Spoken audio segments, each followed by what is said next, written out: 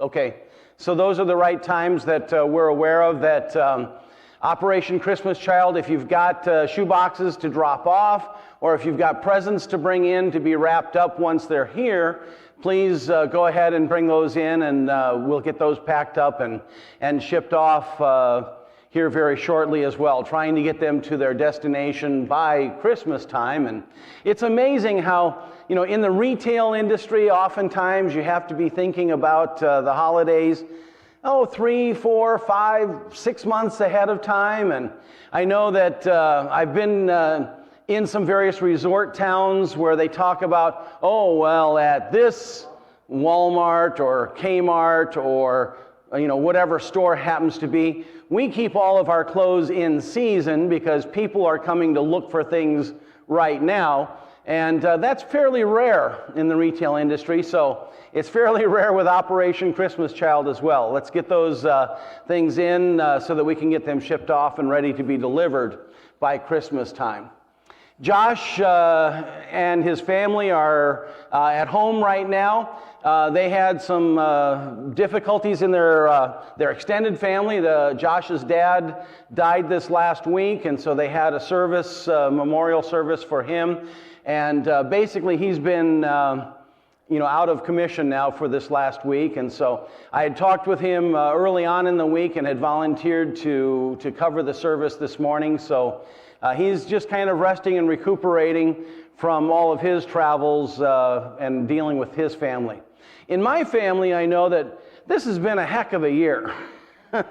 In addition to dealing with, the COVID crisis and all that, back in January, we lost Bob, who many of you know. He was living with us for about the last 5 years. And then in April, we lost my mom. And she had been struggling with cancer for about a year, maybe a little over a year.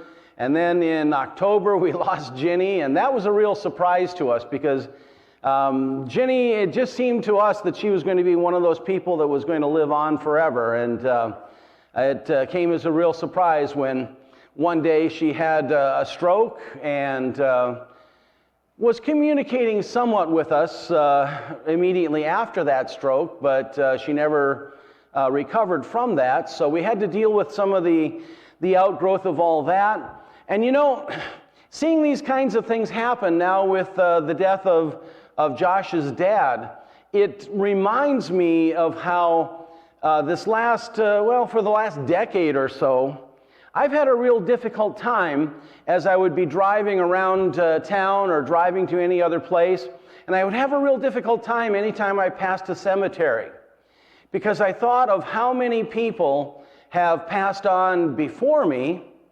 and they had hopes and dreams. They had things that they still wanted to experience. And I think about that for myself as well.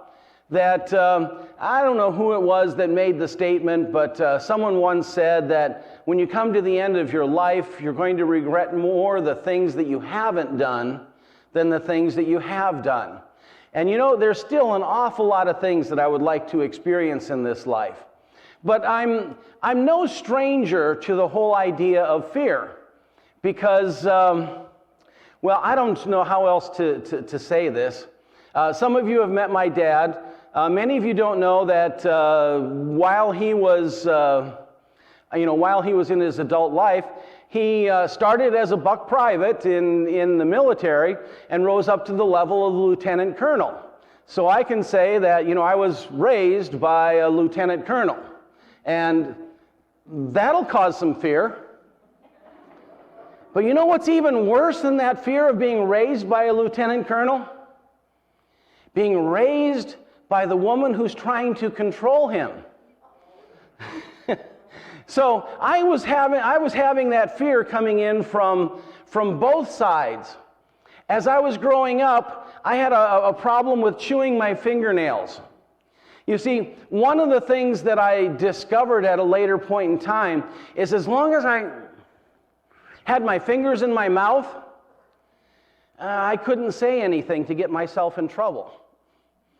And, when I think of having that kind of fear of saying something wrong, saying something inappropriate, And now, boy, I'll tell you what, I can just say wrong things and inappropriate things all over the place and not be as concerned and worried about it anymore, because I just got used to living with that kind of a fear of saying the wrong thing as I was growing up. You know, fear is really an interesting biblical concept, because the Bible has a great deal to teach us about that kind of fear. If you look in the book of Proverbs, we're told that fear of the Lord is the beginning of wisdom.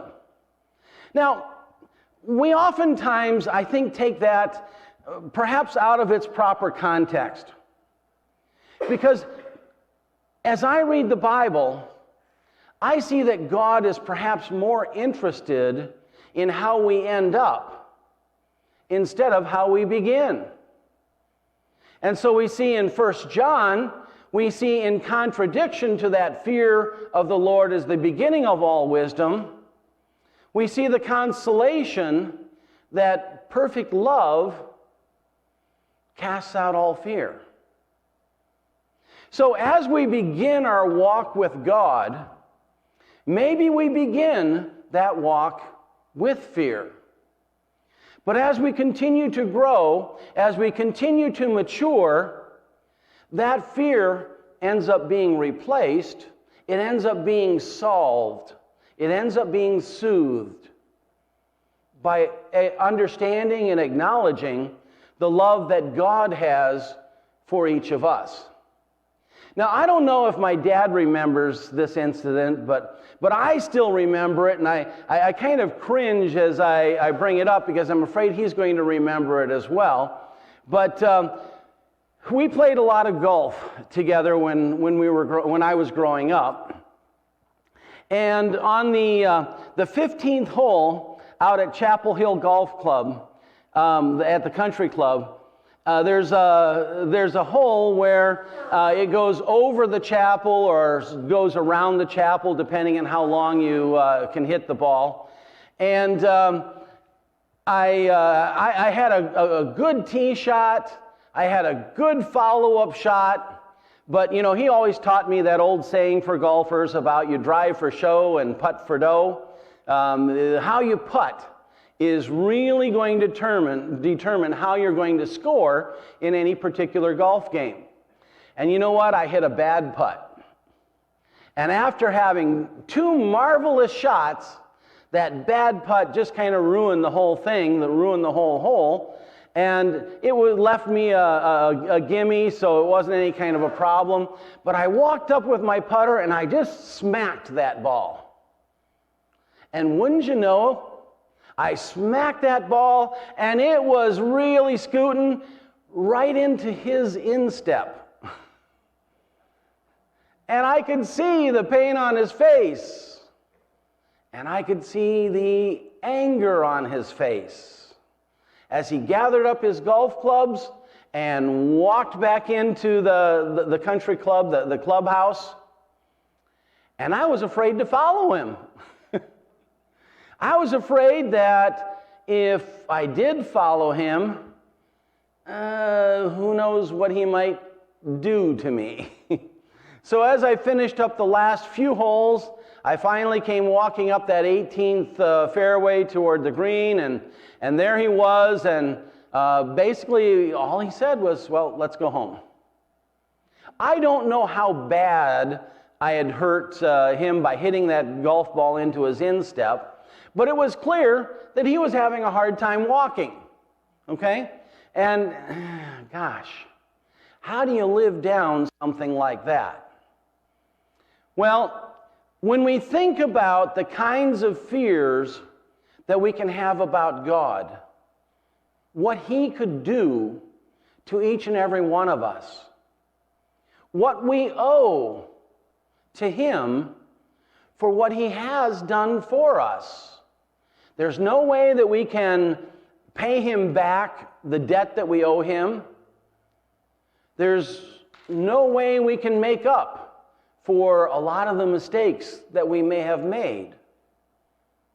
You know, when you think about it, we really do have a lot to fear in this God that could snap out our lives in the blink of a moment. In an instant, our lives could be gone. But you know, one of the things that I've learned through watching the deaths of several family members over the last year is that to be wiped out in an instant, boy, that's kind of a dream death. Every single one of us is going to experience that march toward our ultimate demise. And as we experience that march toward our ultimate demise, we're left with the concerns of, well, how am I going to be able to take care of myself?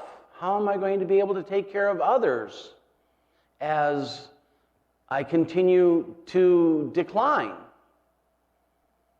And you know what? To have a quick death, there are some times that actually seems rather appealing.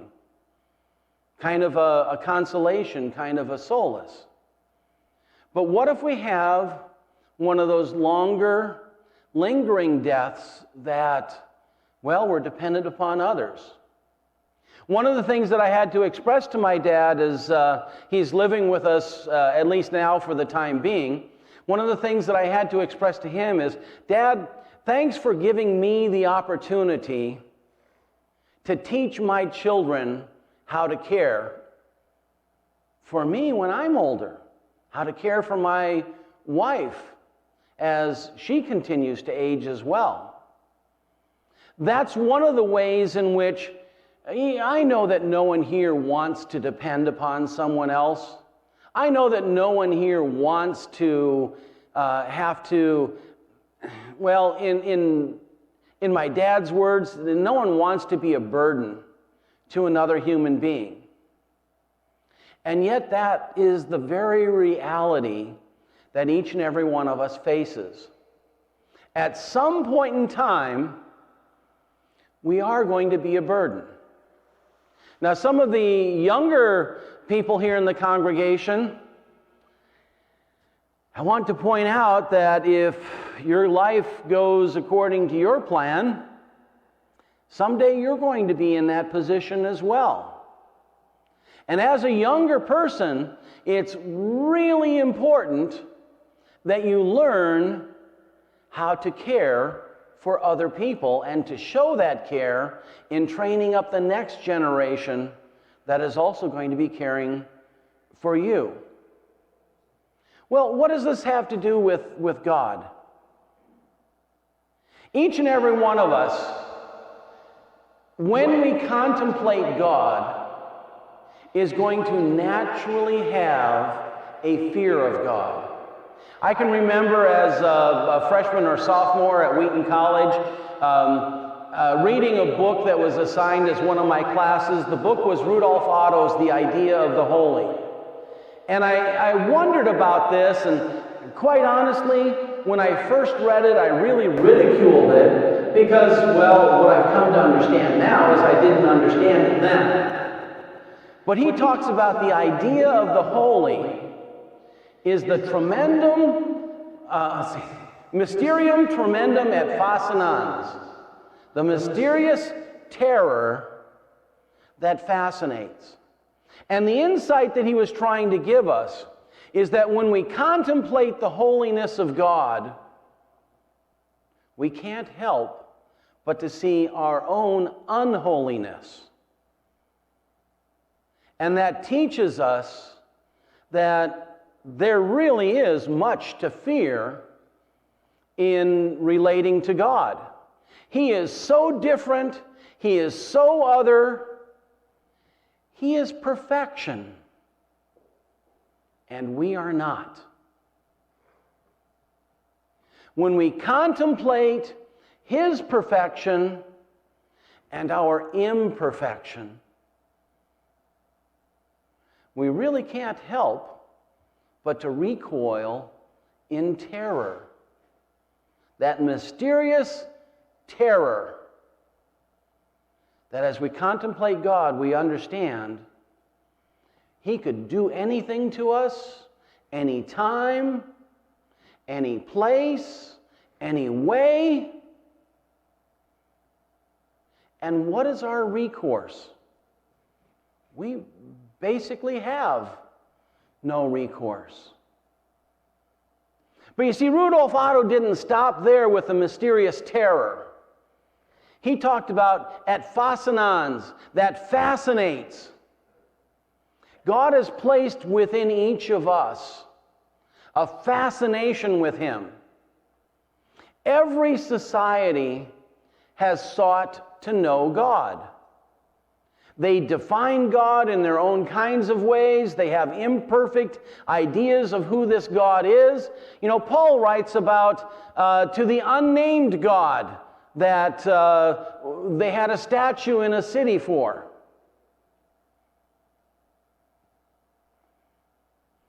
Mankind has always been fascinated with God. Isn't it wonderful that God, as He declares Himself, as He reveals Himself as a loving Creator. He reveals Himself. He gives us charge of getting the message out to the rest of the world that He loves them. He desires to have relationship with them. He desires to have relationship with us as well. And as we realize that God desires that relationship with us, that God loves us, we begin to experience that terror disappearing. One of the things that I've learned as I've grown older is that, you know, as a little kid, anytime you do something wrong, you got to hide it, right? I can remember we had these little Hot Wheels cars that you would plug into a fueling station. It was a couple of batteries, and it would charge up this little battery, and boy, that little motor inside these Hot Wheels cars would just cause that car to race around a track. Now, as a little boy, I was always interested in electricity. You know what I mean? Electricity was a really cool thing. I just wondered, how fast would that little motor in the car run if I plugged it into the outlet instead of to the 1.5 volt battery? And for about a second and a half, that little motor just buzzed like crazy. And then there was a puff of smoke, and, well, no more buzzing.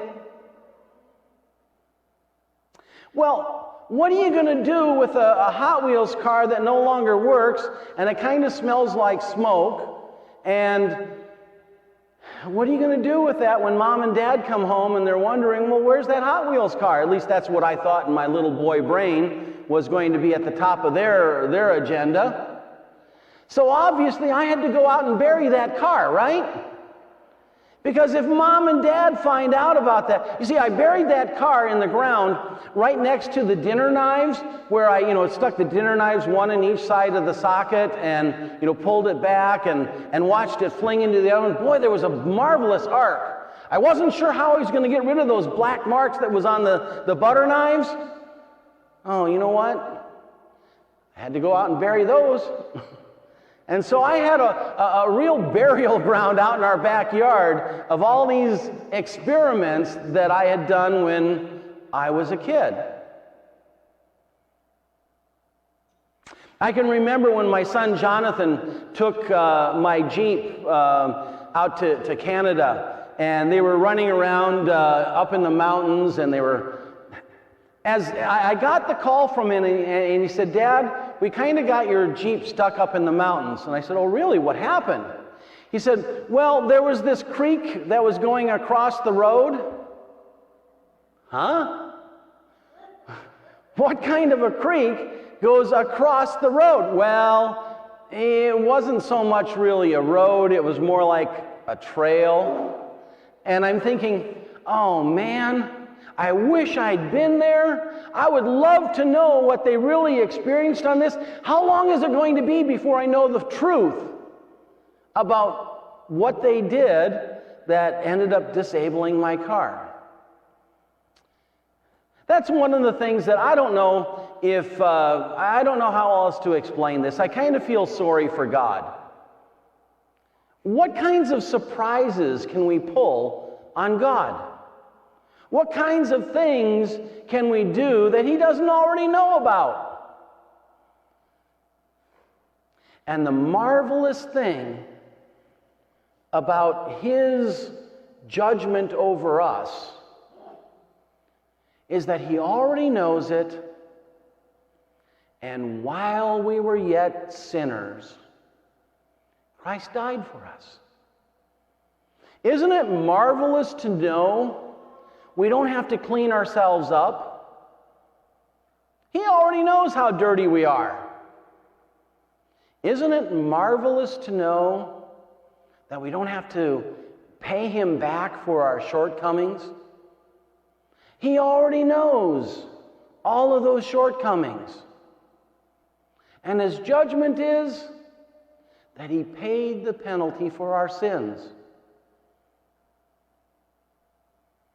Well, that's how we can look at an all-perfect God, an all-powerful God, and have such great confidence that as we see Him, as we know Him, He loves us. And that love that He displays towards us is what conquers all of our fear. See, as I was growing up, I was telling you about my dad and my mom, that, well, some people, when they look at me, they don't see a fearful person. I'm not sure why. They don't see that, the fact that I chewed my fingernails for so many years. And I tried all kinds of things to stop doing that. But the reason that an awful lot of people don't scare me today, I've been scared by the best. And you know what? I spent time being scared of God and letting that love